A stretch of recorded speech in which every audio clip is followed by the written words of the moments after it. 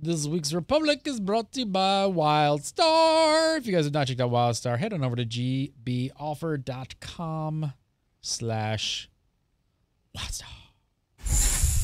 Game Breaker TV.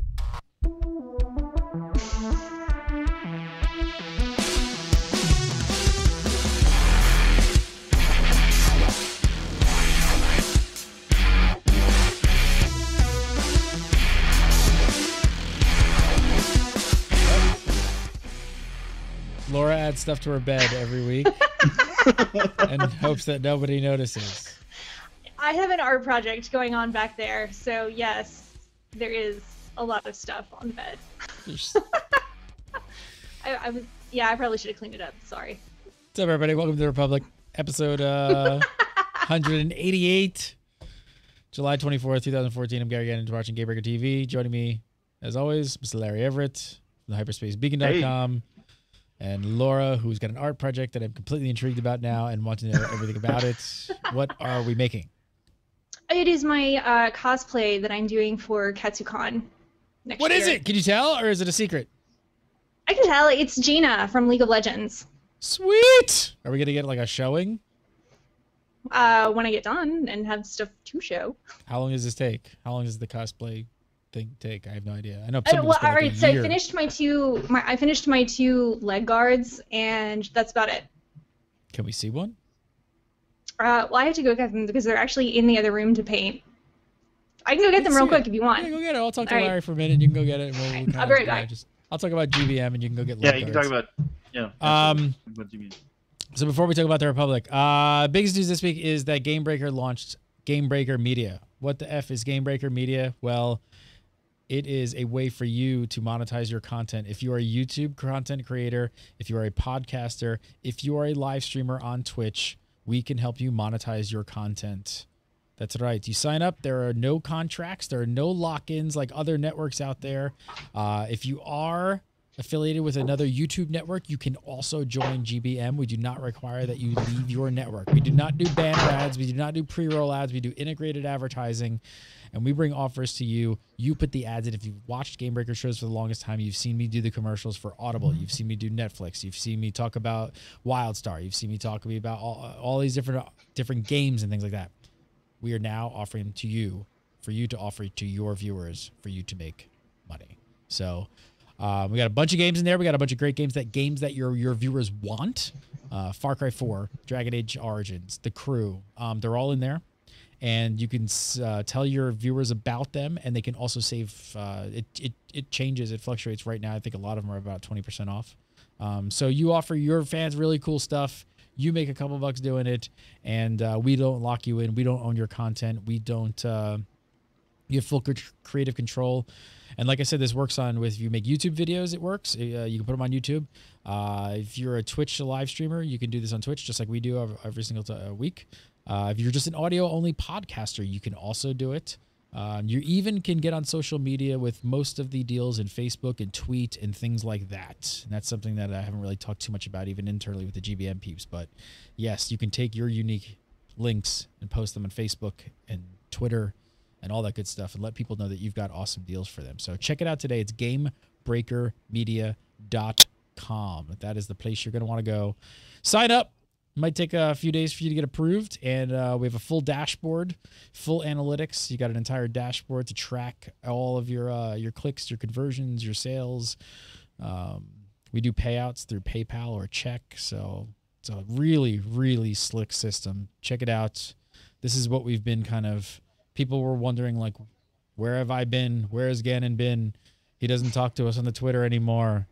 We don't know what's happening. My head's been down. We've been working. And this is what we've been working on for quite a while. So it was in beta for a little over 3 months. And we had a bunch of pretty big people in there. Towley's a part of GBM, Serious Gaming, Alan and Vic.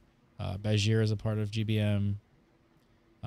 And it went extremely well. And now we finally launched it. So check it out today, GameBreakerMedia.com. Sign up today and get your rocking and rolling. This is it's a whole new thing. It's a whole new world. All right, leggings. Let's see. What do you got?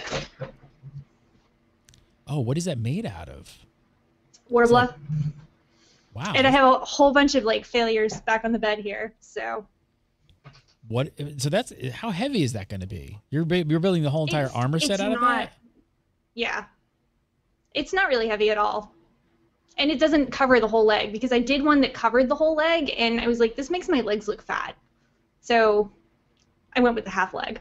Important. Definitely important. Yeah. Are we going with I don't even know much. Are we going with like authentic cosplay? Are we going with like what are we going with? I don't know. It's going to be pretty close to it, although I like girly details like swirls and things, and she's got kind of decorative things on her top and, I don't know, belt and sides. I am terrified that I have to learn how to sew the skirt. Larry can help with it. He can help with that. Yeah, I mean, I'll get right on that. When do you anticipate this being done? When is that con that you're going to? When does it have to be done? KatsuCon is February 13th through the 15th, and it's in Maryland. Sweet. We need updates on that. I'd like to see that. Hopefully as long as it's done before then. Let's get updates when you like keep progressing through that. Bring it on the show. I'd like to see that because I think it's kind of cool, like watching that sort of. Because I know people that do that stuff just put incredible amount of time and effort into it. So it's to be. Do you do this a lot? Did you create a lot of costumes for cosplay, or is this like a new? No, thing? this is the. Well, I love dressing up, and I have like over here is my closet full of all of just my costume stuff. But this is the first costume that I'm actually making myself from hand. I think it should be a new thing that Larry and Laura dress up in costume for the Republic at least once a month. Laura's like, I'll do it in a second. Yeah, totally. I'm all about that. I'll absolutely do that. Oh, okay. Next episode, you're not on sub costume. I guess I'll fluctuate between Obi-Wan and Jesus. One or the other. Just the brown robe, one way or the other. Is that like pull your hair back in a ponytail or let it down? That's basically the difference. Yeah, and one will have a purple sash and one will have no sash at all. That's perfect. There you go. There you go. And I will just show up in a Star Wars shirt. There you go. There you go. All right. So apparently we're going to have a debate today. Something happened. Some big news. I will be moderating the debate that I don't even know what it's actually about. So first and foremost, I guess, Larry, why don't you fill me in on what are we talking about today? So what we are talking about the announcement that Eric Musco made on the Twitch live stream for SWTOR earlier today, just like a couple hours ago, actually. He said what he said is he wants people to go onto the PTS and he wants people to get 50 million credits because that is how much a guild capital ship is going to cost. What? Yeah, for anybody. Yeah, that's kind of what I said. For any 50 million credits, and for anybody that plays Tor, you'll know that most people do not have 50 million credits. I would venture to guess that most people don't have 50 million credits. There are some people in our particular guild that are they pretty much just log into there's some people that are whales that have hundreds of millions of credits. And then there are other people that are in our guild as well that have that might have 200,000 to their name or less. So 50 million credits is quite a bit, but all right. So as a guild, give me. You ran off a bunch of stuff there, but as a guild, as an entire, like if you were to pull everything together, what do you estimate your guild? Our guild. Where would you come close? Yeah, where would you come at that? Oh, our guild. See, I don't know where our guild sits as far as the average is concerned. So I'll say how much our guild has, or approximately, and then because we have 60 million approximately in the guild bank, and then we also have guild members. 65. All right, there we go. 65. Okay, so then you're set. We are set. Yes, we are absolutely set, and we also have guild members that have 50 to 100 million, a couple of them that have that amount. So I think we, as far as a guild are concerned, are set. And but there is concern, and this will be the side that Laura takes in this argument. I think that 50 million credits is too much for too damn high. I think it's too much for the starting buy-in for guild capital ships. No, why? Okay, so tell me, what is your start your debate of why you believe the number of 50 million is too high when your guild clearly has more than enough to get one. Well, because not every guild has that much money in their guild bank, and I think that having a 50 million start point for it is going to be a deterrent for a lot of smaller guilds. Now, this is not about large guilds. I'm sure that people that are in large guilds have plenty of money that they can do that, and they've got plenty of people that they can sit there and contribute to that. But not every guild is. And one of the things that they said when they announced that they were doing guild capital ships is they said they wanted every guild to be able to attain this. And I think that this starting point is just a little bit too high for right out the gate. I think that it should be makes lower. very good debate. Okay. Larry, who hates poor people, you can now That's right. address. I will hate the poor people this time. Okay, I am taking just so the people watching that are clear. I'm taking the opposite position of what I kind of believe. I kind of agree with Laura. However, the opposite position, which I can absolutely see, is that it takes for one person to make 1 million credits. Now, one person making 1 million credits, it takes a day, maybe 2 days of doing dailies on one character, mind you. If you do if you have multiple characters that are high level, you can obviously make that money quite a bit faster. For me personally, I don't do dailies every day, but I have made within the last month, although I spent about half of it, I have made over the last month, and I did it really slowly, made 10 million credits. This is just, me playing the GTN and whatnot. So it is not out of the realm of possibilities if you have 5 to 10 people. 5 to 10 people is a pretty darn small guild. Even 5 to 10 people should be able to gather resources even over the next couple weeks before this thing even launches to get 50 million credits. Okay, he makes the claim of 5 people. A guild of 5, which is a small guild, can actually make this happen. How do you feel?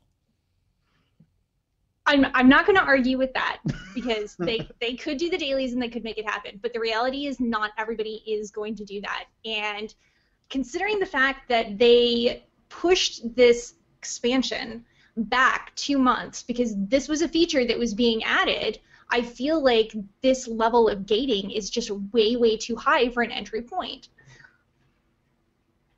How much of the community do we... Wait. One more thing. Just because I'm looking at chat here, Bill Frost, they've said you cannot spend cartel coins on it. It has to be in-game credits. Is that something that you think should have been allowed? Do you think players should have been allowed to spend? No, absolutely. I 100% am glad that they are doing it in-game credits and not cartel coins. I think that would have been a really big mistake. Now, what do you think they want to do? Do you think that they want to make it so that everybody just has to work for it a little bit? Is that? Well, I think once you get it, there's still going to be things to unlock in there. So you're going to tell people, all right, so you've got this 50 million credit buy-in, and then it's going to be what, 100 million credits to unlock every room that comes with your ship? Not happening. Okay. Again, I think that it is not unreasonable to think that guilds can make 50 million credits. It's really not. I agree in this standpoint that if our guild, the guild that Laura and I are in, is pretty much a litmus test or an average or even a low end, because we don't have a whole lot of people in our guild, to be perfectly honest, but we do have, I'll call them whales in our guild that have just a bunch of credits. People, they either buy stuff from the cartel market and sell it on the GTN, or in one particular case, he sells resources. All he does is he sends his companions out. He sends his companions out every day. Then the next day he collects all the mats that they have and puts it on the GTN, sends them back out again. That's all he does to make credits. And so it's not horribly difficult to make money in TOR. So this argument if taking this aside, I don't. It's not exactly difficult to make 50 million credits. If I saved everything that I had, I could easily make 50 million credits myself, personally. In fact, there's a couple of people that are like, oh, the guild is all set? I should go make my own solo guild so I can have my own ship, because that's how many credits they have. Okay, Laura, this next question coming in from Boise, Idaho, wants to know if you were the lead designer on Star Wars The Old Republic, how much would you price the guild capital ships at? I'd cut it in half. I'd put it at 25 million to start, because I think that that's a much more reasonable entry number than 50. Okay, Larry, we'll throw it to you. Where would I start it? Yeah. Taking the opposite position, I think it's exactly right. Sorry, time's up, Larry. Next question. This one in from...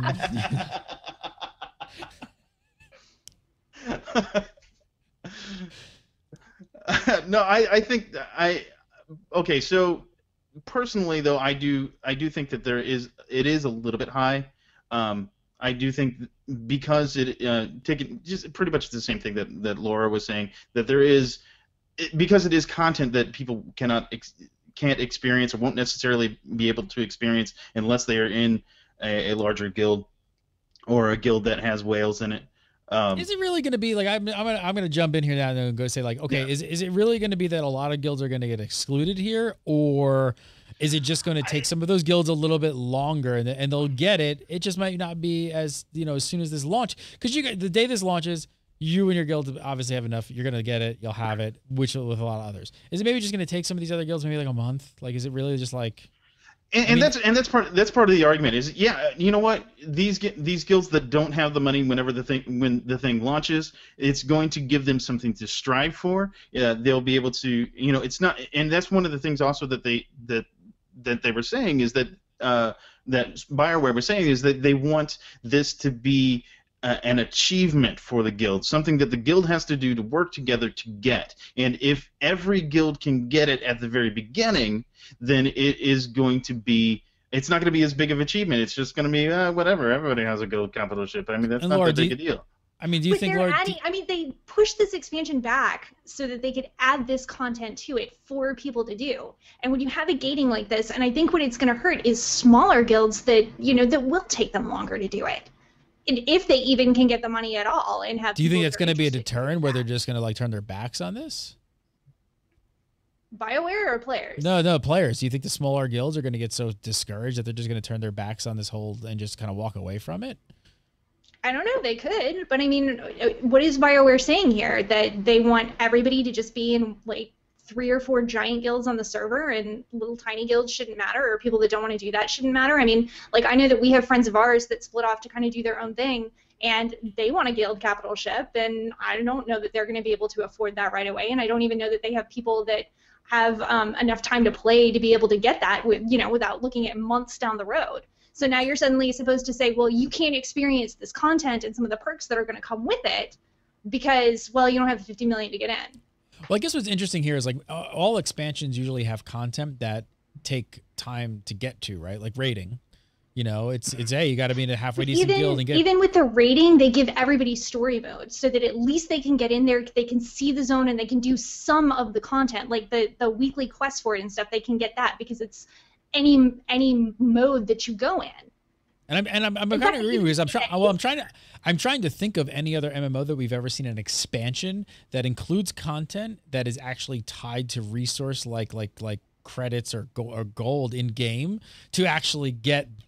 In addition to buying the expansion, I have to then do that with a currency to also see that. However, I can't think of any that have ever done that. There is actually. Well, it wouldn't be an expansion, but if you're talking about raiding in and of itself, if you look at WildStar, you look at WoW, they have both had attunement that you had to do, which is although it's not the game currency, there is currency involved in gaining attunement. Getting reputation, that is currency. But you didn't buy the expansion for attunement. Like, it's just part of the game. Like, that's just kind of like it's kind of part of the progression. So it's that's kind of part of the progression, isn't it? I mean, because attunement and whatnot. I mean, depending on which game it is, obviously different games have different kinds of attunement and whatnot. But I mean, with WildStar, you had to do dailies and stuff in order to get attunement in the right factions, so you can get so you can go to the raiding content for that. This isn't too much different. The only real difference is you don't have to. You're not locked into what kind of attunement you have to do. Yes, you got to get credits, but how you get those credits really is up to you. You can play the game however you want to progress to that level. Is this a free expansion? You got to pay for this thing. Eventually, it will be free. But initially, you have to pay for it. Right. Initially, you have to be a subscriber. That's all. It's free for subscribers. Right. Yeah. As soon as it comes out. Laura just cares about the little people. That's really what it is. She doesn't even have this problem because you guys have a guild capital ship day one, but she's just worried about all the people that are not going to have it day one. I can see both sides of it, though. I just feel like everybody should be able to get to participate in the content and see it. And I mean, I'm not all right. So since I've already been told that my instant gratification mentality is single-handedly destroying MMOs, I know that. You know, I'm not saying that I want this completely handed to me on a silver platter and not have to do any work. I'm not saying that at all. I just feel like it should be a little bit more accessible for smaller guilds that aren't going to have 50 people contributing to be able to make this happen. Especially, like I said several times now, they pushed this expansion back to specifically add this content to it. So I feel like if you're putting that out there, everybody should have access to be able to get in and do it and participate in those events. Why do you guys think they're really doing this? I mean, we talked, I think last episode we even talked a little bit about how they're trying to put more mechanisms in to pull currency out of the system. Is the economy just kind of so screwed up at the moment that they're really just trying to also do that, use this again to pull a lot of credits out? I think part of it is that, yeah, because the economy is really unbalanced. In my opinion, I believe that there's a lot of people that have a lot of cash, and then there's some people that have next to nothing. That's and the real so world. and there's I know it's like there's no middle class in TOR. There's no it's I blame Obama. I don't blame I blame Obama for this. It's not BioWare. It's not BioWare. It's Obama. It's not BioWare. It's Obama. It's Obamacare. I mean, anyway, I mean, if anybody's going to be considered a middle class as far as TOR is concerned, it's going to be somebody like me that sits around 4 to 5 million credits on average. But that's right about in the middle. I'm comfortable. Most of the players are either, at least in my experience, this is anecdotal. Most of the people are quite a bit less than me, and then there's a few people that are make a lot more than me. Well, I don't know. Final words of this debate. So Test Center is going up. That's final words. There we go. That's good. And they are going to be doing this week. They're going to be letting people in so you can test out strongholds. So you can do the housing, Nar Shaddaa, Tatooine, Drummond-Koss, and Coruscant. In a week, they're going to put guild capital ships on there. So they told people in the live stream that you should copy characters over with 50 million credits so that you can unlock the guild capital ship and go play around. Is this so everybody get on Test Center this week and next week. Next week, I'm going to be on Test Center as much as I can possibly get on, so I can figure out exactly how to decorate my Twi'lek brothel. What? You're not going to make a Twi'lek brothel? I thought everybody was going to make a Twi'lek. I am totally making a Twi'lek brothel. Everybody is. Dude, I already told you. I've got to have a red room of pain in my house. All right, well, buy all those male Twi'lek naked slaves. That's right. Larry's excited. Go look at the second. Was it the second video that he went to? Not this last one that he went to Tatooine, but he went to Tatooine really quickly at one of the beginning of the other ones. And one of the devs at BioWare, and on the dev server has a room full of dancing Twi'leks. Yeah, it was pretty awesome. It was kind of amazing and hilarious. TOR ERP should just be the tagline. That's all it should be. Star Wars: The Old Republic. We just ERP all day. That's pretty much it. All right. Next up, there's this, I guess you'd call it a research paper done by, I don't know, about the top subscription MMOs in 2013. These numbers from 2013. Talking about worldwide revenue and market share and things like that. And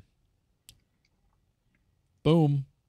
Star Wars The Old Republic comes in at not 1, not 2, not 3, but the 4th in the didn't they get the memo that TOR completely failed and flopped? And it did. Nobody plays it and makes no money. What's the matter? What's the matter? It's the number one Western only MMO. You know what? Haters gonna hate.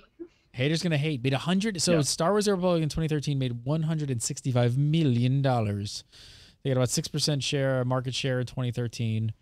And look at this. Obviously, World of Warcraft the top there.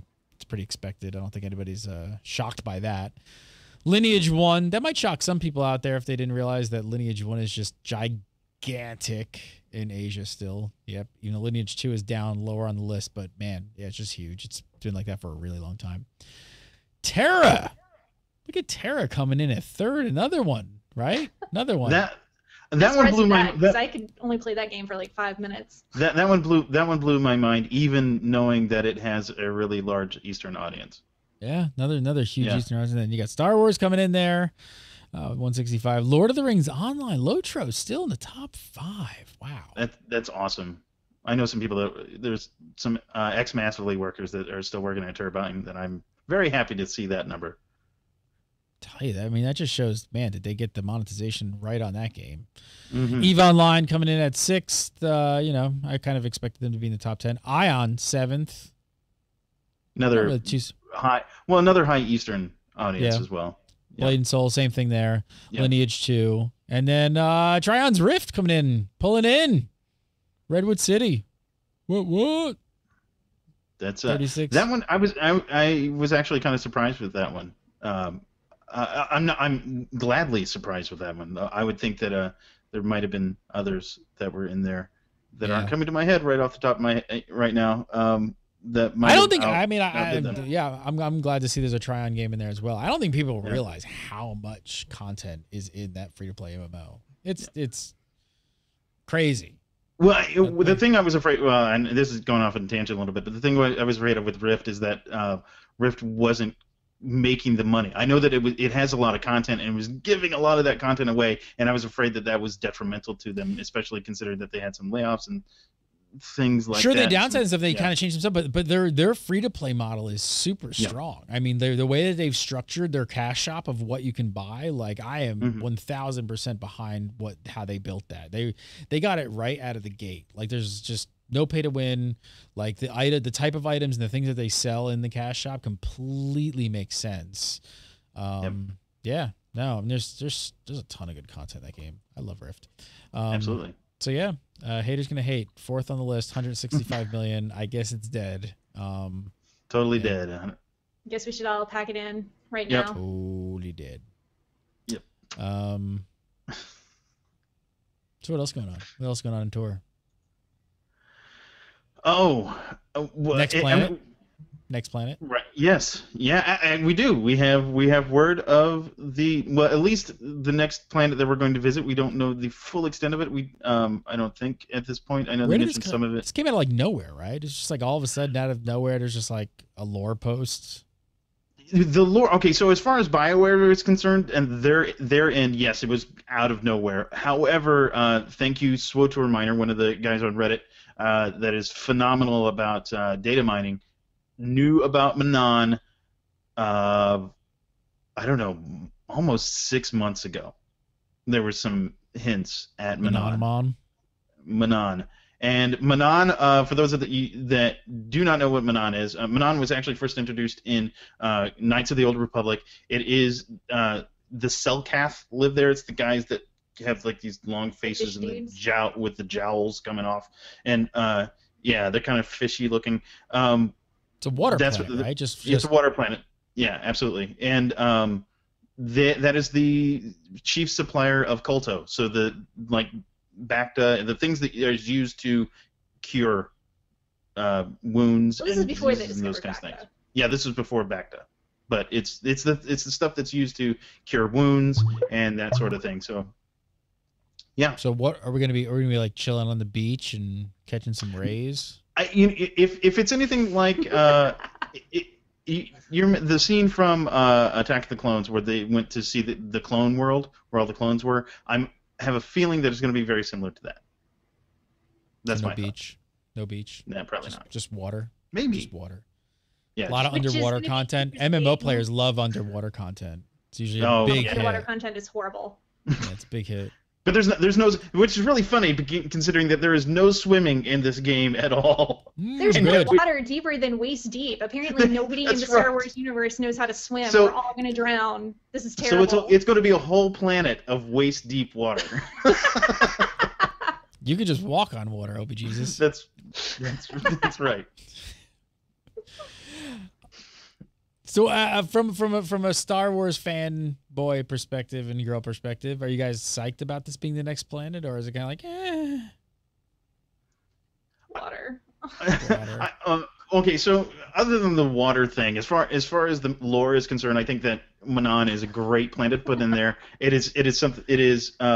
BioWare owns that property pretty much because they're the only ones that ever used it in any kind of lore. So they own it. They can do whatever they want with it. It is also a crucial planet as far as lore is concerned for both the Empire and the Republic because both sides, since they're in war, are going to need as much Kolto as they possibly can. So it is. I think it's and how it plays into the new content as far as conquests and whatnot that are supposed to be coming up is I want to see how that's going to happen. It has a lot of potential, and I hope it lives up to it. what do you guys expect to do on this planet though? If it's all water, I mean, honestly, there's no swimming. Like, what? It seems a bit weird. So if it's 100% water, like literally, what are you guys thinking how this is gonna work? Well, it's going to be a flashpoint. We know that. Yeah. So I think you're going into some kind of facility where you're going to be probably breaking in to get Kolto, and the Republic's probably going to be trying to stop us.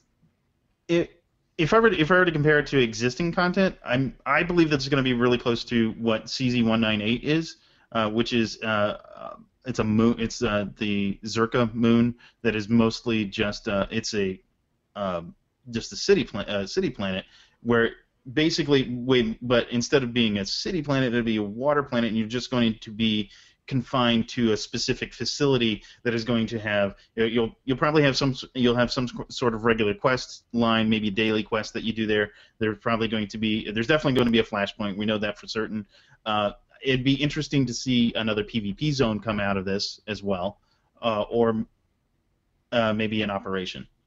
So it does lend itself to any bit of content, just because it can be confined to a very small area. You're not talking about an expansive planet where you have to run around all over the place like Corellia or Tatooine or something along that line. It can be confined really easily to a small area where you can do dailies, where you can do Maybe we can flashpoints take and an underwater submarine tour. That would be fun. Sure, that'd be Go great. visit all those little shark things. Scrappy's And the making progenitor that's floating around. Scrappy and Chaz building a personal brothel of OB Jesuses. 50 million entrance fee for that. That's right. Interesting. OB Jesus. OB Jesus. All right, last of Larry, you want to talk a little bit about the Gree are back. They've returned to Ilum, our favorite I place. just want to Ilum. Isn't it amazing? Ilum is back. Yay! But one of the things that is kind of making Ilum a little bit more interesting, now they did this last time, and I'm just kind of want to reiterate it, is that they have achievements that are PvP based now. So you remember those lines that we used to have in Ilum, that lining up at the pylon and clicking on it, and then waiting for the next person to go, and those don't exist anymore. Oh, Thank wow. Goodness. Yeah, exactly. They don't exist anymore, and the reason that they don't exist anymore because if you kill the guy with the bubbles to click on the pylon, you get achievement. So it's you get an achievement, and after so many achievements, you get a title. And now achievements and whatnot are attached to. They're attached to items for your strongholds. So I highly recommend that anybody that has not finished the Gree achievements, do it now. There we it go. now. Do it. Do it now. All right. Laura Williams, follow her on Twitter at VoidMix, VOIDMYNX, and right here on the Republics at the brand new time of Thursdays at 6. Thursdays at 6 when we're doing no Republic. So come on over. Larry Everett, follow him on Twitter, shout out SHADDOE, and go to the hyperspacebeacon.com and check out that as well for all his It's Star cut Wars off. It is cut off. It is hyperspacebeacon.com, so check that out. Come over to GameBreaker.tv and go over to GameBreakerMedia.com. Sign up for GBM if you are a live streamer, YouTuber, or podcaster. You want to sign up. So go do it. Go do it. And we'll see you next Thursday for some more Republic. Have a great week, everybody. See you.